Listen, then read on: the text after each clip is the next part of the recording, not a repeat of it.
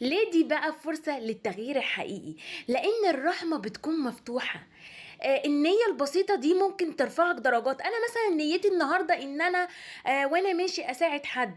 خلاص انت اتكتبت، حتى لو انت ما قبلتش حد، انت نيتك كانت إن أنا أساعد، فربنا احتسب النية دي خير.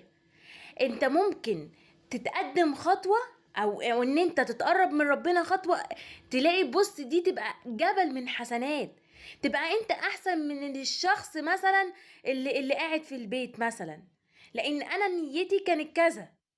من الناس اللي هي قاعدة بتلعب بتلهو، كل ده يعني حاجات لازم ان احنا نفوق ونعرف ان في ايام ربنا خصصها ان احنا نتقرب منه، ان احنا نبقى بجد خير.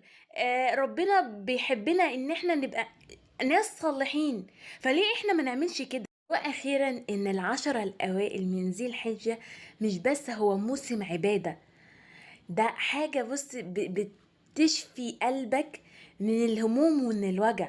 ما تخليش ان الايام دي تعدي زي اي يوم. ابدأ من جديد حتى لو بخطوة واحدة، دي كفيلة تغير مجرى حياتك كلها. افتح صفحة جديدة ما بينك وما بين ربنا، وما بينك وما بين نفسك.